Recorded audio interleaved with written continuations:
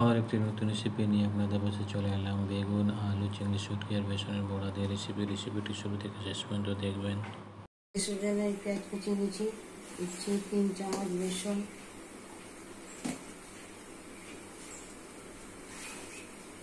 লবণ 1/2 চামচ, হলুদ গুঁড়ো সামান্য পরিমাণ,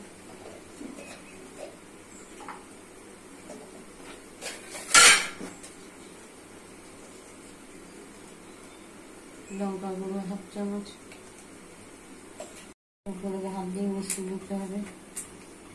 একটু জল দিয়ে একটা বাটা তৈরি করে দিতে হবে।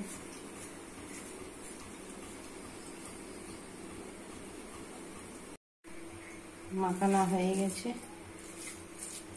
চলে যাচ্ছি ভাজতে। তেল গরম হয়ে গেছে, দিয়ে দিচ্ছি বড়ি।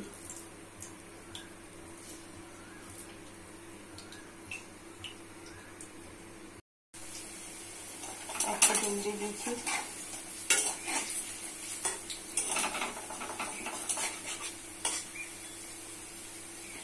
গরম হয়ে গেছে, দিচ্ছি পেঁয়াজ কুচি।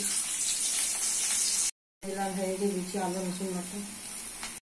ভালো করে আদা রসুন বাটাটা ভেজে নেব। রসুন লাল হয়ে গেছে, দিচ্ছি মশলা। হলুদ গুঁড়ো 1 চামচ, লঙ্কা গুঁড়ো 1 চামচ, জিরা গুঁড়ো 1 চামচ, ধনে গুঁড়ো 1 চামচ, লবণ 1 চামচ।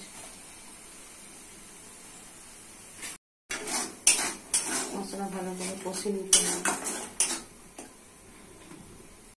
মশলা কষা হয়ে গেছে, দিয়েছি চিংড়ি শুটকি। মশলা সাথে চিংড়ি শুটকি ভালো করে কষে নিতে হবে। শুটকি কষা হয়ে গেছে, দিচ্ছি বেগুন আলু, ভালো করে কষে নিতে হবে। কষে কষে রান্না করে নিতে হবে। ঢাকা দিয়ে আলু বেগুন কষা হয়ে গেছে, দিয়ে দিচ্ছি জল।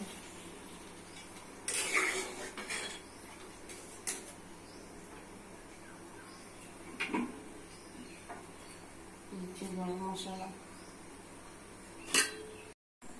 দিচ্ছি ভেজে রাখা বড়ি। হয়ে গেলে নাম করে দেখাচ্ছি।